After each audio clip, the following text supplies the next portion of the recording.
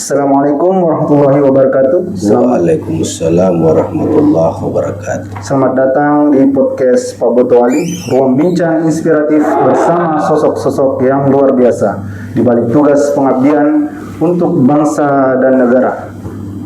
Hari ini kita kedatangan tamu yang sangat istimewa, yaitu Komandan Batalion B Pelopor Satuan Brimob Polda Sulawesi Selatan, Kompol Dr. Ramli SOS SM MSI MM.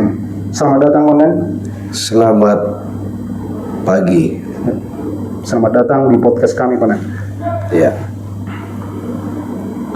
Mungkin pendengar banyak yang ingin lebih dekat mengenal sosok Komandan, seperti pepatah yang mengatakan tak kenal maka tak sayang. Baik, Komandan, bisa diceritakan sedikit tentang perjalanan karir hingga akhirnya dipercaya memimpin Batalion B Pelopor ini, Komandan? Baik, saudara-saudaraku semua, saya akan bercerita sedikit sesuai dengan apa yang ditanyakan kepada saya berkaitan dengan bagaimana perjalanan karir saya mulai dari masuk polisi sampai sekarang. Ya, perlu dipahami ya bahwa setiap manusia itu punya perjalanan sendiri-sendiri dan punya hambatan sendiri-sendiri seperti yang saya alami. Jadi saya masuk polisi tahun 1997, dimulai dengan pangkat pada saat itu masih bergabung kita dengan ABRI, makanya pangkat pertama saya sandang itu adalah Sersan 2. Kemudian 2 tahun kemudian berubah aturan, Polri terpisah dengan ABRI, kita punya sebutan pangkat yang berbeda juga, yaitu Bribda, Brigadir Polisi 2. Kemudian seiring dengan berjalannya waktu, ya kami ditempa dengan berbagai kegiatan tentunya, kemudian sekolah, dan tahun 2007 itu kami dinyatakan lulus seleksi mengikuti sekolah Inspektur 2, dan kami bersama 40 orang dari Sulawesi Selatan, 810 orang se-Indonesia ditunjuk mengikuti tugas belajar atau pendidikan di Secapa Polri Sukabumi selama 7 bulan. Kemudian di tahun itu juga 2007 kami dilantik menjadi Inspektur Polisi 2. Kembali ke Polda Sulsel dan ditempatkan kembali di Satuan Brimob Polda Sulawesi Selatan di Batalion A Pelopor. Saat itu saya menjabat sebagai Komandan Peleton 1 Kompi 3 Batalion A Pelopor. Setahun kemudian kami diberi kepercayaan untuk mendampingi Komandan Kompi, ya, jadi Wadanki saat itu sebutannya Wakasubden, ya, Wakil Kepala Subdetasemen, ya, karena pada saat itu Kompi itu dirubah nama menjadi Subdetasemen. Nah, kemudian di atasnya batalion yang sekarang dulu dikenal dengan detasemen. Ya.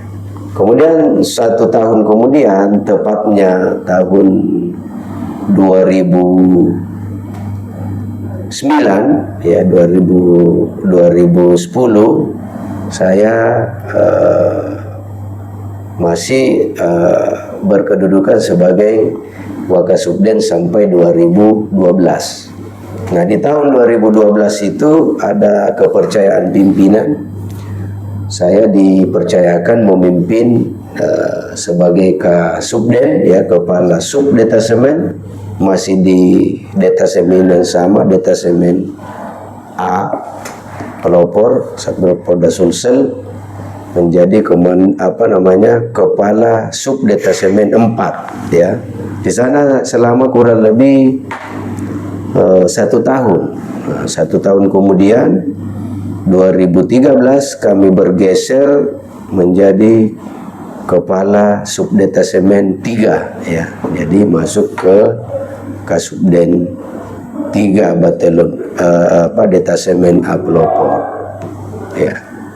Di sana saya agak lama 2 tahun memimpin di Subden 3 itu. Kemudian tepat pada 2014 bulan 11 saya dimutasi, diberikan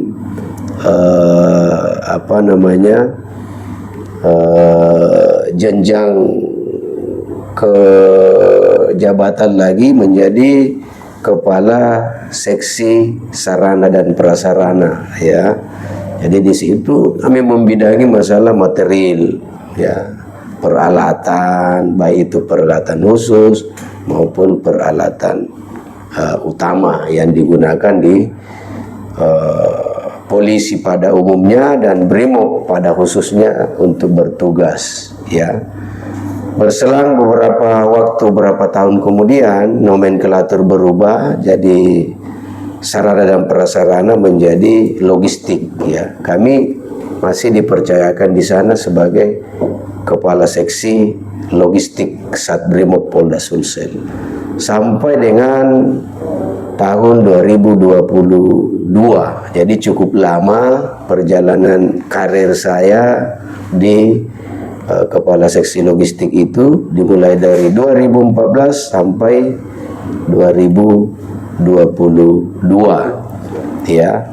Nah, di tengah perjalanan itu kami juga mengikuti seleksi kembali ya, sekolah pengembangan yang dinamakan dengan Sekolah Staf dan Pimpinan Pertama, disingkat SESPIMA, di Kecamatan Lembang, Kabupaten Lembang kalau tidak salah, Jawa Barat ya. Di sana kami ditugaskan belajar kembali ya, kurang lebih 4 bulan, dan kembali dari sana tepat tanggal 10 bulan Januari 2022 kami dipercayakan untuk bergeser menjadi Komandan Batelon B Pelopor Satbrimob Polda Sulsel yang berkedudukan di Kota Parepare. Saya kira itu segelumit perjalanan karir saya ya.